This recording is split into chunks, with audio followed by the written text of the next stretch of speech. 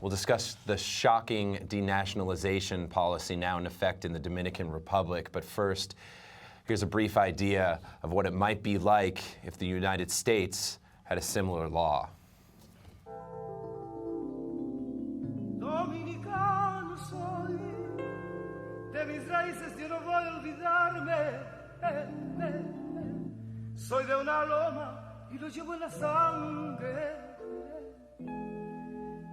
Montecristeño por la gracia de Dios, dominicano soy.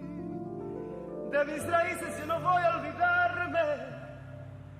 Soy de una raza tan unida y tan grande. Excuse me, ma'am. Were you born in this country? Yes. What about your grandparents? No, they came here in the 30s from Poland. Sorry. The Supreme Court just ruled that you're no longer a citizen. You'll be eligible to apply for residency. You no longer have the right to vote, and you will also have to pay higher tuition as a foreigner. Luckily, you're not a lawyer yet, because you will also lose your right to practice law. Well, that doesn't even make any sense. I was born in this country. I have U.S. citizenship. Oh, ma'am, you have a chance to apply for a Polish passport. I don't even speak Polish. Just be thankful we're not deporting you.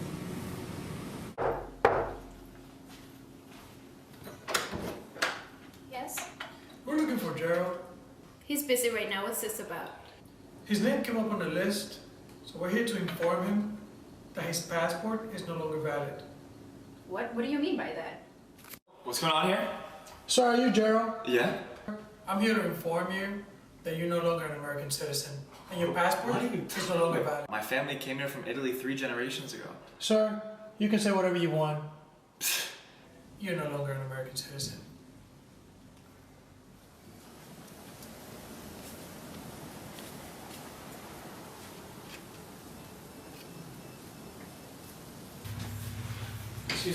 Excuse me, sir.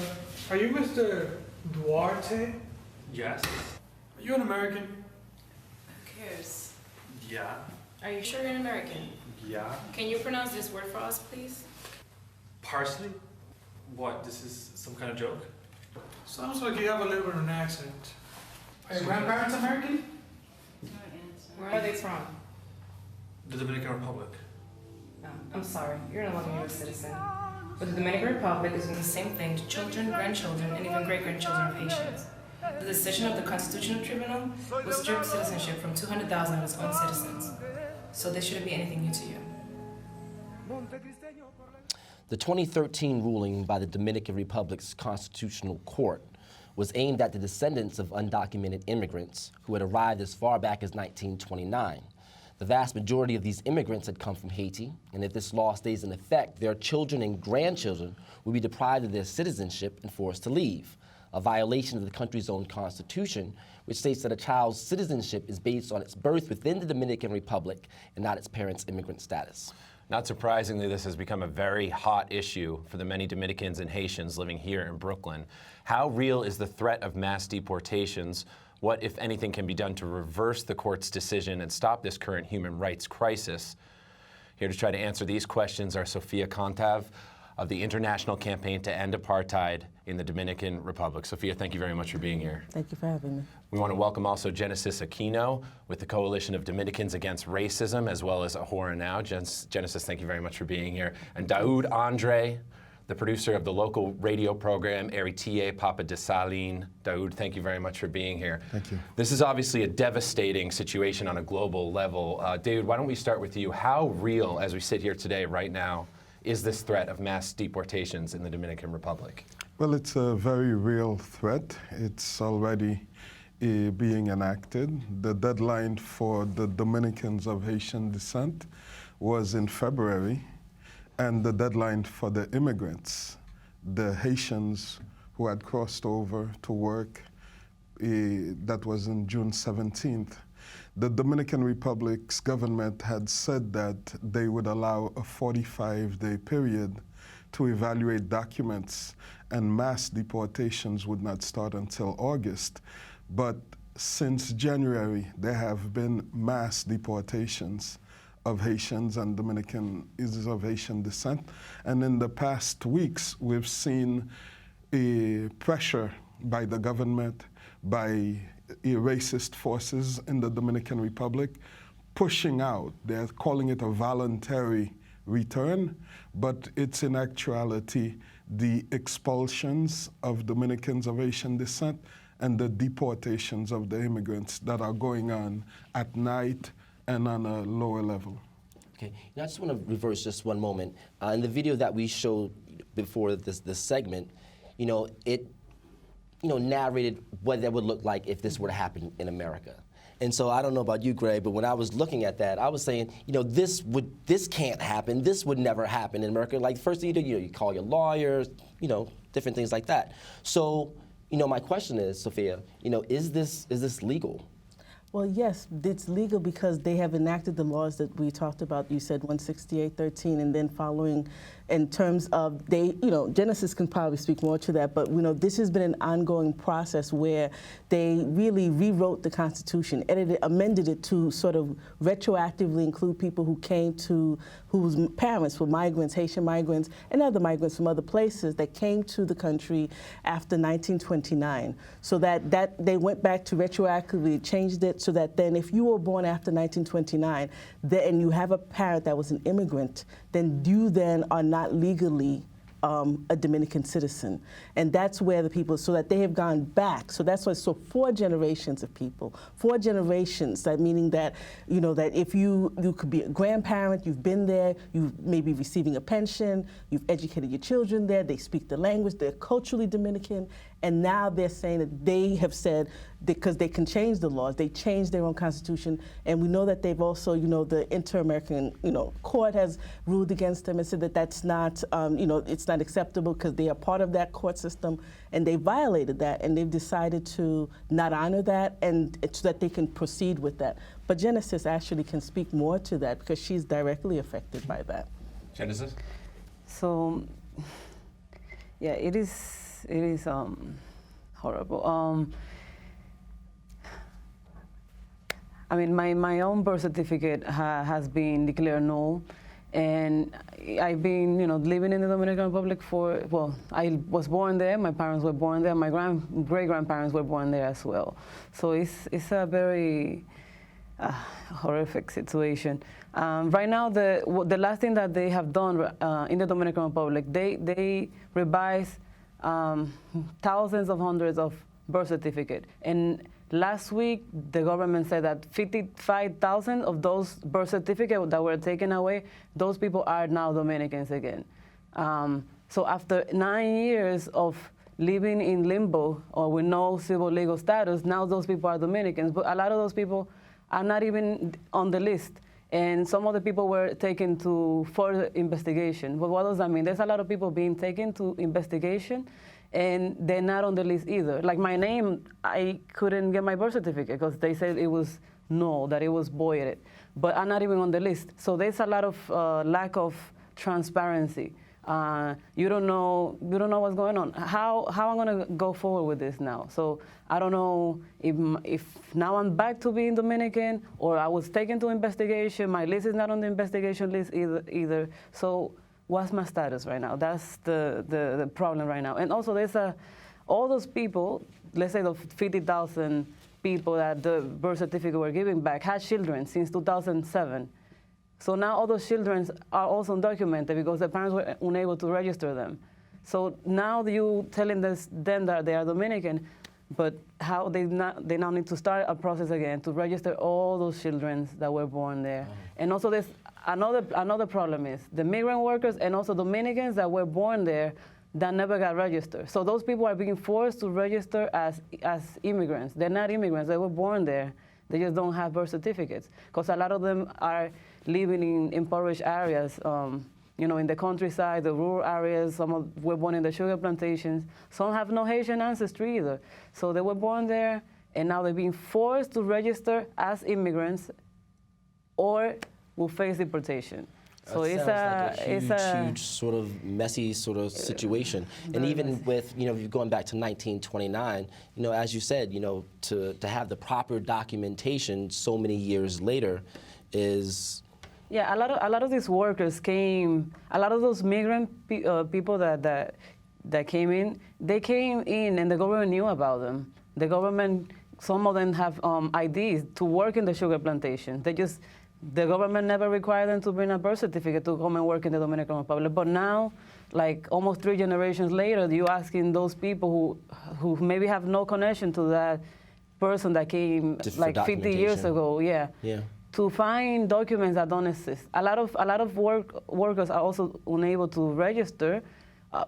They register. A lot of people register, but they're unable to finish the process, and they might never finish the process either, because they don't have the documents provided. A lot of them are being employed by the government, undocumented people employed by the government on projects by people building construction. Now, Daoud, you do have somebody on the ground in the Dominican Republic, Altagracia. Can you give us an idea of what the situation is like over there? Well, right now, and there's a point I wanted to make because you had asked Sophia whether this was all legal. It's important that the audience understands that slavery was legal. Yeah. That everything Hitler did in Germany was legal. Absolutely. And apartheid in South Africa was legal as well. And so legality is not, you know. So the message, and this week we had Altagracia interviewed the brother Beneko Inesia, who's in Barahona, which is near the border where a lot of people have to go through. And what they're saying is that a lot of people are going back. We understand that it's more than 20,000 since the 17th to up to yesterday. And the fact is that a lot of these people, although the Dominican government is saying they're providing buses, it's like they're helping the people to go back. The people are refusing this. They're saying, for their dignity, you're pushing us out, and you're saying that, you know, you want to help us at the same time. So the situation right now, and this is what we think it's important that the world understands, the comparison you guys made to what's going on in the United States, which is also a country of immigrants. Yeah. Everybody here came from somewhere. And anybody who's here, if you try to go back, you're going to have a problem. And so we're calling it, we have called it in the Haitian community a situation of apartheid, which is what it is. And we're asking the world to treat it as we treated apartheid in South Africa. And with Sophia, the campaign, and we have called for more than 2 years now for an international boycott, especially against tourism, but against Dominican businesses, products, services, because Dominicans over here have the right to vote as well in elections. And you'd be surprised to learn that light-skinned Dominican who's born here in New York has more rights, is recognized as a Dominican more so than a dark-skinned Dominican who's born in Dominican. It's like they're a real Dominican simply by the color of their skin. And we don't think the world should be accepting this at this point. Okay. Sophia, what else can be done in order to get involved with this fight, you know, here and abroad?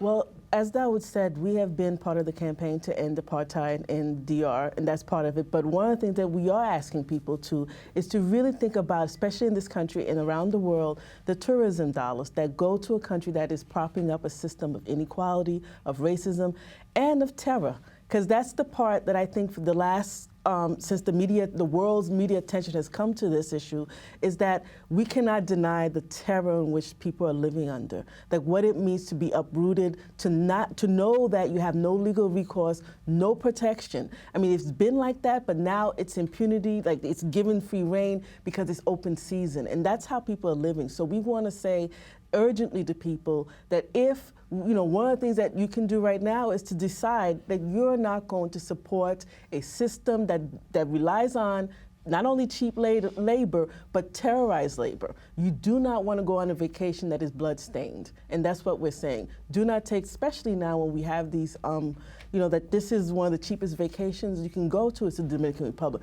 But we know why. And then let's not even talk about the other issue of the sex tourism that happens a lot of the times in that. So there's layers of discrimination. But we know that the labor of Haitian descended people, of Haitian migrants, is integral to this. And now they can treat these people as if they are not even animals, because we know in this country people can't do whatever to animals. So it's to see human beings being denigrated like that is what we're saying. You have to stand up and stand with us, because after you defy the Inter-American Court, after as Dawood said, the laws have to mean something. It only means something when people stand up. So how exactly can we do that? Where are our protests, or what sort of website resources? We have the website, the www.endapartheid in the campaign, and we have Haitian Women for Haitian Refugees, a Facebook that has a Facebook page that updates everyone on what we're doing next. And then, of course, other organizations, sister organizations, We All Dominicans, there's another webpage they can go to. They also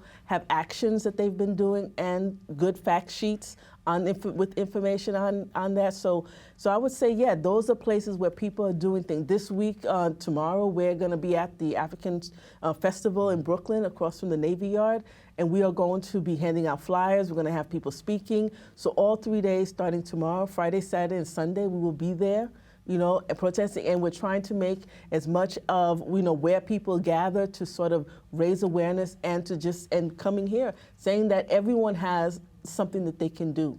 And you can call your congressman, you can write, you can, you know, you can say no. The more we register our protest, the more it will help in terms of getting people to just justice. Justice. Can you add it? Yeah, the last thing I'd like to add is that Haiti right now has a government that is basically a sham government that is not taking responsibility for this thing that's happening. 20,000 people so far have come back, and there's no infrastructure, while you know, hundreds of dollars are being spent to receive them. Millions were spent last week for a Lil Wayne Chris Brown concert by the government. And so imagine when hundreds of thousands of people would come back. So today, in front of the Haitian consulate, we're also having a protest against the Haitian government to say that this is not the way. Where's that happening? That's at 815 2nd Avenue between 43rd and 44th. In Manhattan. So that's 3 to 6 p.m. today. And it will get so much worse if the Dominican Republic does not stop this right now. And we think that the world can make them stop. Okay, well, I think we'll all have to be involved in that, and thank you so much for joining us today. I do apologize, we did run out of time, but the fight does continue. Thank you very much. Thank you.